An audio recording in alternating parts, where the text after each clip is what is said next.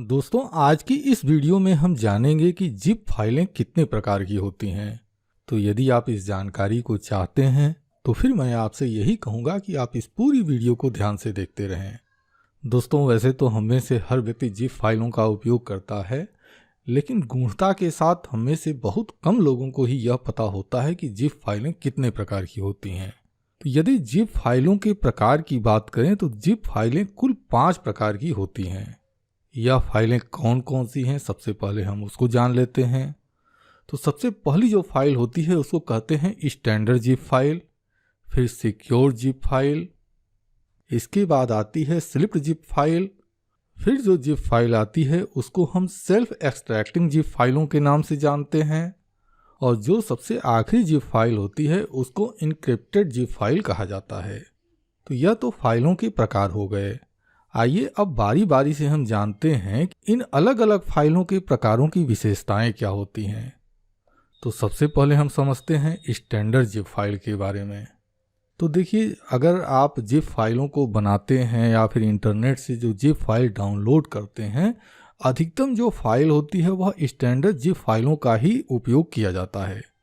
जब होता क्या है कि आप एक या एक से अधिक फाइलों को या एक से अधिक फोल्डरों को एक साथ कंप्रेस करते हैं, या फिर कुछ फाइलों को और कुछ फोल्डरों को एक साथ कंप्रेस करते हैं, तो जो आउटपुट बनता है, यानी इन सभी चीज़ों को बनाने के बाद जो जिप फाइल तैयार होती है उसको हम स्टैंडर्ड जिप फाइल कहते हैं। अगर इसको आप उदाहरण से समझना चाहते हैं तो इसको ऐसे समझ सकते हैं, जैसे मान लीजिए आपने एक्सेल की कुछ फाइलें ले ली, कुछ इमेज फाइलों को ले लिया, कुछ ऑडियो फाइलों को ले लिया, फिर आपने कुछ ऐसा फोल्डर बनाया जिसके अंदर आपने कुछ पावर पॉइंट की फाइल को रखा हुआ है, कुछ एक फोल्डर के अंदर आप अलग अलग तरह की इमेज फाइलों को आपने रखा हुआ है। इन सभी फाइलों को अलग अलग या एक बार में आप कंप्रेस कर देते हैं। तो इस तरह से कंप्रेस हुई जो जिप फाइल होती है उसको हम स्टैंडर्ड जिप फाइल के नाम से जानते हैं। दूसरा होता है सिक्योर जिप फाइलें। कई बार ऐसा होता है कि आप किसी दूसरे व्यक्ति को या कोई दूसरा व्यक्ति आपको कोई महत्वपूर्ण फाइल शेयर करना चाहता है, लेकिन वह जो फाइल है या वह जो दस्तावेज है वह काफ़ी ज़्यादा महत्वपूर्ण है। देने वाला, यानी कि जो फाइल देने वाला है और जो फाइल प्राप्त करने वाला है, यह दोनों ही नहीं चाहते हैं कि इस फाइल को कोई अनऑथराइज्ड व्यक्ति देखे। तब ऐसे समय में सिक्योर जिप फाइल का उपयोग किया जाता है। देखिए, सिक्योर जिप फाइलों की विशेषता यह होती है कि यह अपने आप को इनक्रिप्ट कर सकती है, ताकि कोई भी अनाधिकृत व्यक्ति किसी भी रूप में ऐसी फाइलों का उपयोग न कर सके। सिक्योर जिप फाइलों को खोलने के लिए एक पासवर्ड की आवश्यकता होती है, जिसे केवल उन व्यक्तियों को सौंपा जा सकता है जो इसके लिए उपयोग कर सकते हैं। देखिए, कुछ सिक्योर जिप फाइलें डेटा परिवर्तन की पहचान करने के लिए डिजिटल हस्ताक्षर का उपयोग करती हैं, ताकि जिप फाइलों में परिवर्तन की पहचान की जा सके। क्योंकि सिक्योर जिप फाइलों का उपयोग करने के लिए विशेष प्रकार के सॉफ्टवेयर की आवश्यकता होती है, इस तरह की जिप फाइलों को महत्वपूर्ण और संवेदनशील डेटा को सुरक्षित करने के लिए बहुत उपयोगी माना जाता है। इसके बाद जो तीसरी जिप फाइल होती है उसको कहते हैं स्लिप्ड जिप फाइल। देखिए, बहुत बड़ी फाइलों को स्लिप्ड जिप फाइल के रूप में आसानी से उपयोग किया जा सकता है, ताकि इन्हें आसानी से इंटरनेट के माध्यम से अपलोड किया जा सके और डाउनलोड किया जा सके। देखिए, जो स्लिप्ड जिप फाइलें होती हैं ये मूल रूप से 3 प्रकार से काम करती हैं। सबसे पहले आकार के अनुसार, जैसे मान के चलिए आपके पास कोई एक ऐसी फाइल है जो आकार में, मतलब कि साइज में बहुत ज़्यादा है, तो ऐसी जो फाइलें हैं, इन फाइलों को कंप्रेस करते समय जो कंप्रेस फॉर्मेट में होता है वह अलग अलग भागों में विभाजित किया जाता है, जिसके कारण ये जो अलग अलग फाइल विभाजित हुई है इसकी एक एक फाइल का आकार 10 मेगाबाइट हो सकता है। दूसरा जो प्रकार होता है वह होता है कि फाइलों के संख्या के अनुसार विभाजन इनका होता है। देखिए, किसी निश्चित संख्या की फाइलों को विभाजित करने के लिए एक सीमा तक निर्दिष्ट की जा सकती है, जैसे कि गोपनीयता को 3 फाइलों में विभाजित किया जा सकता है। इसके बाद तीसरा होता है कस्टम स्प्लिटिंग। यदि आप चाहें तो आप फाइलों को निर्दिष्ट शर्तों पर विभाजित करने के लिए एक कस्टम स्प्लिटिंग विकल्प का उपयोग कर सकते हैं। जैसे कि प्रत्येक विभाजन में एक विशेष फाइल को शामिल करना।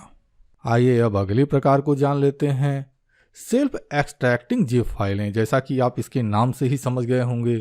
देखिए, सेल्फ एक्सट्रैक्टिंग जिप फाइलें वास्तव में जिप आर्काइव होती हैं, जिन्हें खोलने के लिए किसी विशेष सॉफ्टवेयर अथवा एप्लीकेशन की आवश्यकता नहीं होती है। इस तरह की जिप फाइलें खुद में एक एक्जीक्यूटेबल फाइल कैरी करती हैं, जिसके कारण यह ओपन करने पर ऑटोमेटेड प्रक्रिया के तहत ओपन हो जाता है। सेल्फ एक्सट्रैक्टिंग जिप फाइलें कई तरह की जरूरतों में उपयोगी सिद्ध होती हैं, जैसे इंस्टॉलेशन फाइलें। सेल्फ एक्सट्रैक्टिंग जिप फाइलों का उपयोग सामान्यतः विभिन्न प्रकार के सॉफ्टवेयर की इंस्टॉलेशन फाइलों के लिए किया जाता है, ताकि यूजर आसानी से विभिन्न प्रकार के सॉफ्टवेयरों को डाउनलोड कर सके और उसका अपनी ज़रूरत के अनुसार उपयोग कर सके। दूसरा होता है file distribution. Self extracting zip फाइलों को शेयर करना काफ़ी आसान होता है, क्योंकि जब आप किसी व्यक्ति को self extracting zip file share करते हैं तो वह व्यक्ति बिना किसी विशेष सॉफ्टवेयर अथवा एप्लीकेशन का सहयोग लिए आपके इस फाइल को ओपन कर सकता है और इसका उपयोग कर सकता है। इसके बाद आता है सेल्फ एक्सट्रैक्टिंग आर्काइव्स। देखिए, इन्हें सेल्फ एक्सट्रैक्टिंग आर्काइव कहा जाता है क्योंकि आप सीधे बिना किसी अन्य सहायक प्रोग्राम के उपयोग में ले सकते हैं। सेल्फ एक्सट्रैक्टिंग जिप फाइलें अक्सर .exe या अनएक्जीक्यूटेबल फॉर्मेट में होती हैं और एक्जीक्यूटेबल फाइल के रूप में चलाई जाती हैं। जब आप इनके ऊपर डबल क्लिक करते हैं तब आपके द्वारा बताए गए स्थान पर खुद को खोलती हैं और इसके बाद आप इनका इस्तेमाल कर सकते हैं। आइए अब आखिरी प्रकार की जो जिप फाइल होती है हम उसको भी जान लेते हैं, यानी कि इनक्रिप्टेड जिप फाइलों के बारे में। तो जो इनक्रिप्टेड जिप फाइलें हैं वास्तव में जिप आर्काइव होती हैं, जिसमें बहुत अधिक डाटा को सुरक्षित करने के लिए इनक्रिप्टेड तकनीक का उपयोग किया जाता है। इनक्रिप्टेड जिप फाइलों का उपयोग मात्र सुरक्षा की दृष्टि से किया जाता है, ताकि ऐसी फाइलों में उपलब्ध फाइल और डाटा का इस्तेमाल योग्य व्यक्तियों के द्वारा ही किया जा सके।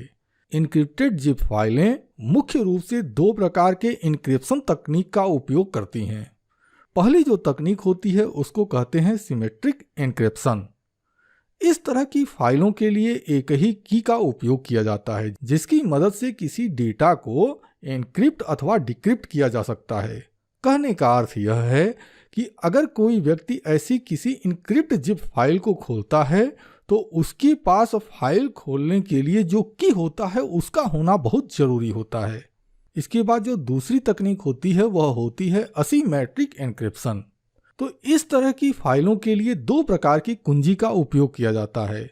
एक जो कुंजी है यानी एक जो की होती है इसको पब्लिक की कहा जाता है, जिसकी मदद से डाटा को इनक्रिप्ट किया जा सकता है, और दूसरी जो कुंजी होती है उसको प्राइवेट की कहा जाता है, जिसकी मदद से किसी डेटा को इनक्रिप्ट और डिक्रिप्ट दोनों किया जा सकता है। कहने का अर्थ यह है कि इनक्रिप्ट जिप फाइलों को ओपन करने के लिए प्राइवेट की आवश्यकता होती है। यह जो प्राइवेट की है सिर्फ उसके पास होता है जिसने इसे इनक्रिप्ट किया हुआ है। इसी तरह से इनक्रिप्टेड जिप फाइलों की मदद से किसी जानकारी और डाटा को अधिक सुरक्षित किया जा सकता है।